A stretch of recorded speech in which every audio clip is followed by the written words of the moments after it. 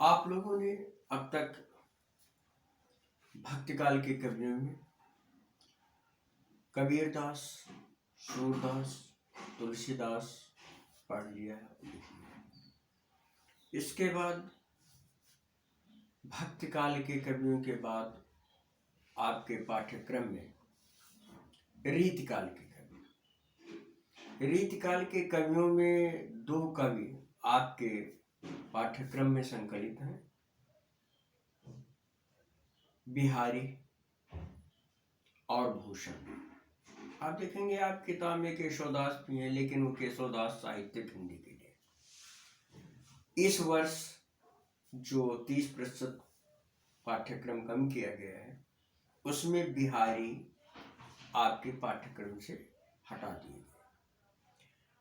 अब इसके बाद अगले जो कवि हैं वे हैं भूषण। भूषण रीतिकाल के अद्भुत कवि। इनका वास्तविक नाम क्या है यह नहीं पता, किंतु ये काव्य जगत में भूषण के नाम से जाने जाते हैं। काव्य जगत में रीतिकाल में यद्यपि जब रीतिकाल का समय था तो कवि श्रृंगार परक रचनाएं लिखा करते थे, लेकिन ऐसे समय में भी भूषण ने श्रृंगार परक रचनाओं के स्थान पर वीर रसपूर्ण रचनाएं ही लिखी। वे शिवाजी महाराज के दरबारी कवि थे और वे छत्रसाल के भी सम्मान पात्र थे। इसीलिए इनकी 3 रचनाएं मिलती हैं। इनमें से शिवा बावनी, शिवराज भूषण और छत्रसाल दशक। अब यहां समझने की बात यह है कि शिवा बावनी में इन्होंने शिवाजी की प्रशंसा में छंद लिखे हैं। शिवराज भूषण इनका एक रीति ग्रंथ है और छत्रसाल दशक में इन्होंने महाराज बुंदेला महाराज छत्रसाल की प्रशंसा की है। अब इस प्रकार महाकवि भूषण रीतिकाल के कवियों में जो वर्गीकरण है उसमें ये रीतिबद्ध कवि, क्योंकि इन्होंने एक लक्षण ग्रंथ लिखा है। आइए इनके कुछ जो कविताएं संकलित हैं उनको देखते हैं। इनकी कविताओं की विशेष बात यह है कि इसमें युद्धों और युद्ध के प्रस्थानों का अत्यंत सजीव चित्रण किया गया। इनकी भाषा में भाषा यद्य ब्रज भाषा है, लेकिन ब्रज भाषा होते हुए इसमें कई बोलियों के शब्दों का प्रयोग किया गया है। यहाँ तक कि प्रचलित विदेशी भाषा के शब्द यानी अरबी फारसी के शब्द भी इनकी रचनाओं में प्राप्त होते हैं। इसमें पहला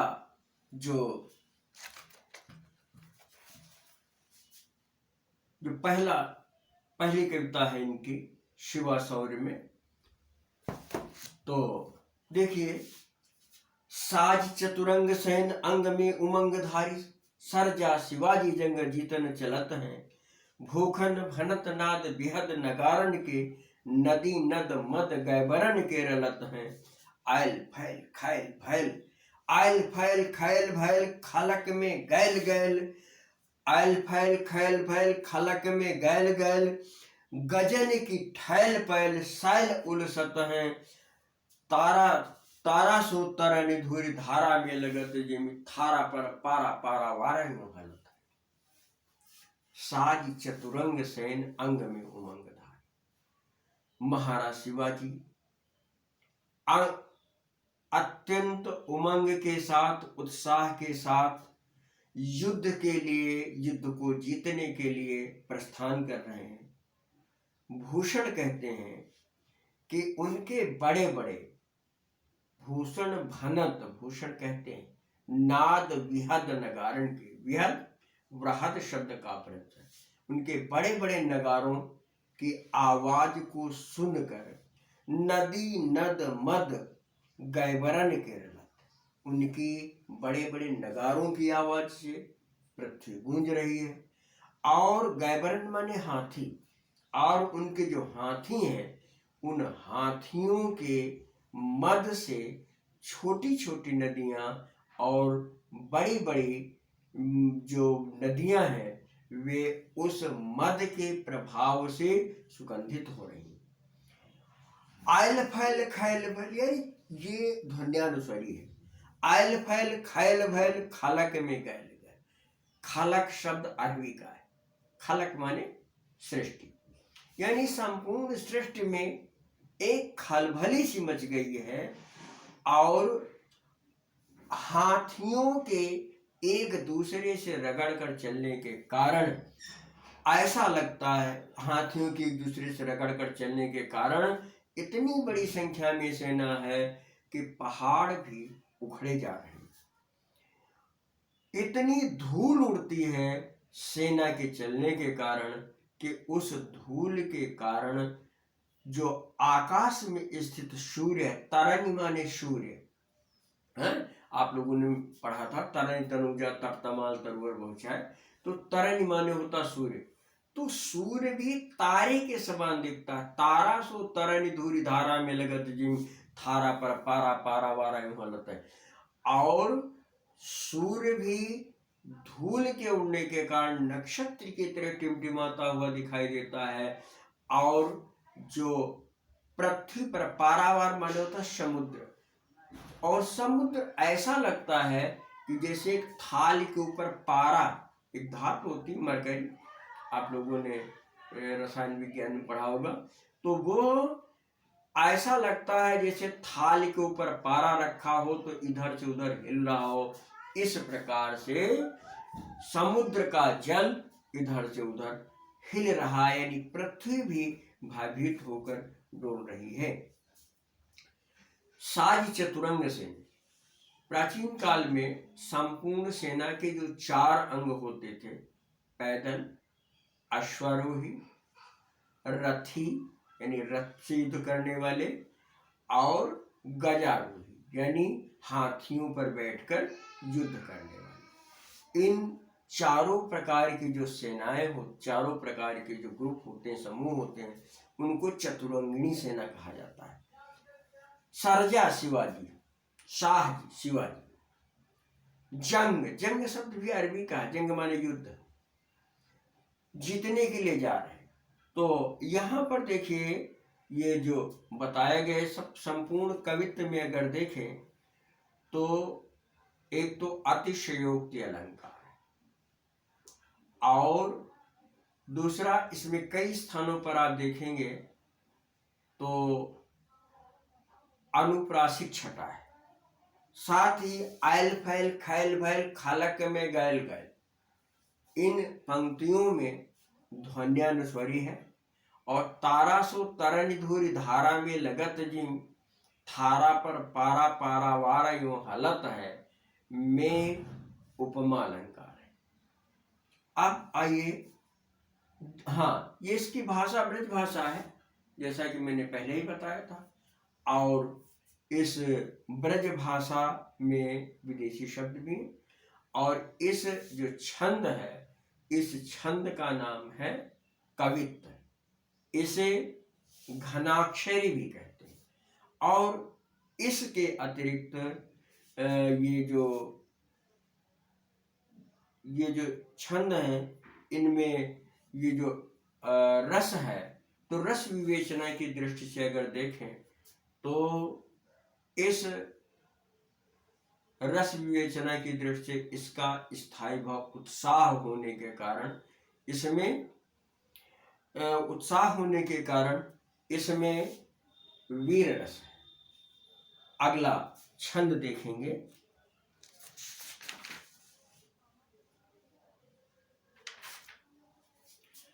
बाने फहराने घराने घंटा गजन के नाही ठहराने राव राने देश देश के नग भाराने ग्राम नगर पराने सुनि बाजत निशाने शिव राजजू नरेश के हाथिनी के हौदा उकसाने कुंभ कुंजर के हाथिनी के हौदा उकसाने कुंभ कुंजर के भौन सो भगत भजाने अली छूटे भौन सो भजाने अली छूटे लट केस के और दल के दरारन से कमठ करारे फूटे केरा के से पात पर बिहाराने फन से बाने फहराने घराने घंटा गजन के नाही ठहराने राव राने देश देश के। जब शिवाजी के सेना युद्ध के लिए प्रस्थान कर रही है तो बाने माने ध्वजा, जो उनके युद्ध की ध्वजा हैं वो ध्वजाएं फहराने लगी और उन हाथियों के गले में बंधे हुए घंटे तीव्र स्वर में बोलने लगे और इन आवाजों को और शिवाजी के झंडे को देख करके जो छोटे और बड़े राजा थे वो स्थिर नहीं रह सके, वे अपने राज्य को छोड़कर भागने लगे। शिवाजी की सेना के कारण नग माने होता है पहाड़, यद्यपि नग माने होता है एक इकाई, नग माने पहाड़, और नग माने होता है अंगूठी पर जड़ा हुआ जो रत्न होता है उसको भी नग कहते हैं, लेकिन यहाँ पर नग का अर्थ है पर्वत। नग भाराने ग्राम नगर पराने से, पहाड़ गिर गए, नग भाराने यानी भयानक आवाज के साथ गिर गए, और ग्राम नगर पराने से, गांव और बड़े बड़े नगर पलायन करने लगे, ग्राम और नगर पलायन करने लगे। जब शिवाजी के युद्ध के बाजे बजने लगे तो इस प्रकार की परिस्थितियां बन गई। हाथी बड़ी तेजी के साथ चलने के कारण हाथियों का कभी तो सिर और कभी उनका हौदा क्रमशः ऊपर होता है। कुंभ माने होता है हाथी का सिर, कुंभ माने घड़ा भी होता है, कुंभ एक राशि भी होती है, यहाँ पर कुंभ का मतलब हाथी का सिर। तो हाथी के सिर और हाथी के ऊपर रखा हुआ हौदा या अंबारी क्रमशः ऊपर और नीचे हो रहे हैं, और भवन को भजाने आली छूटे लटकेश के। इस प्रकार की स्थिति होने के कारण, धूल के कारण, चूंकि सूर्य ढक गया है, अंधेरा हो गया है, तो भंवरे ये समझते हैं कि अब रात्रि हो गई है और इसलिए वे रात होने के कारण अपने अपने आवासों को जहां पर रहते हैं वहां चले जा रहे हैं, और तेजी के साथ पृथ्वी के हिलने के कारण, की धमक के कारण जो बालों की लटें बंधी हुई हैं वो लटें खुल गई हैं। और दल माने होता सेना, दल माने पत्ता, दल माने पंखुड़ी, दल माने सेना, दल माने समूह, लेकिन यहां पर दल का अर्थ है सेना। तो दल यानी जो सेना है उसके दबाव के कारण, दरेर यानी दबाव के कारण जो कच्छप है उसकी कठोर छाती, उसकी कठोर पीठ फूट गई है, टूट गई है। अब हमारे यहाँ भारतीय संस्कृति में माना जाता है कि जो पृथ्वी है, इस पृथ्वी को शेषनाग अपने फन के ऊपर रखे, और उनके जो फन के ऊपर, क्योंकि पृथ्वी लुढ़क के गिर जाएगी ऐसी कल्पना में, तो चारों ओर से 4 दिग्गज होते हैं जो उसको रोके हुए हैं। तो उसमें एक और कछुआ भी है, तो कहा जाता है, इसीलिए बताया गया है कि दल की दरेर न ते कमठ करारे खाटी, जिसके ऊपर पृथ्वी है तो सेना के दबाव के कारण उस कच्छप की जो कठोर पीठ है वो भी टूट गई है, और शेषनाग के फन, माना जाता है कि शेषनाग के 1000 फन होते हैं, तो शेषनाग के फन जो एक साथ जुड़े रहते हैं वे दबाव के कारण चारों ओर इस प्रकार फैल गए हैं जैसे केला के पत्ते चारों ओर फैले होते हैं। यहां पर अतिशयोक्ति अलंकार और ये जो अंतिम पंक्ति है, दल के दरेरन ते कमठ करारे फूटे केरा के से पात बिहराने फन शेष के, इसमें उपमा अलंकार। अब इसके बाद आइए तीसरा जो छंद है, उस छंद में युद्ध का वर्णन किया गया। छूटत कमान बान बंद कर कोक बान, मुश्किल होत मूर्छा नहु के ओट में, ताही समय शिवराज हुकुम को हल्ला कियो, दावा बांध दोषिन पे वीरन के जोट में, भूखन भनत तेरी हिम्मत कहाँ लो कहूं, किम्मती यहाँ लगी है जाकी भट्ट झोट में, और ताव दे दे मूछन कंगूरन पे पांव दे दे, ताव दे दे मूछन कंगूरन पे पांव दे दे, घाव दे दे अरिमुख कूदी परे कोट में। छूटत कमान, कमान माने होता है धनुष, हाँ, कमान माने टेढ़ा होता है ना, तो जो अरबी भाषा में धनुष को कमान कहते हैं। तो छूटत कमान, बाण यानी धनुष से बाण छूट रहे, बंद कर कोक बाण, बंदूक और बंदूक से गोलियां चल रही। कोक बाण माना जाता है एक प्रकार का बाण होता है जो बड़ी तीव्र ध्वनि करता है, उसको कहते हैं कोक बाण। तो धनुष से विभिन्न प्रकार के बाण चल रहे, बंदूक से गोलियां चल रही, और ऐसे में मुश्किल हो तो मूर्छान हो की ओट में, जो मोर्चा बांध करके सैनिक बैठे हुए हैं उनके लिए भी प्राण बचाना बड़ा मुश्किल हो रहा है। उसी समय शिवाजी का हुक्म होता है, और उस हुक्म के कारण हुक्म को हल्ला भयो, उसी समय शिवाजी के हुक्म के कारण वे लोग यानी उनकी सेना अचानक आक्रमण करती है, और वो दावा बांध द्वेषिन पे वीरन के जुट में, वो वीरों के झुंड, द्वेषी माने शत्रुओं की सेना के ऊपर झुंड के झुंड टूट पड़े। यह जानकारी की बात यह है कि आप लोगों ने इतिहास में पढ़ा होगा कि शिवाजी छापा मार युद्ध शैली के लिए जाने जाते हैं।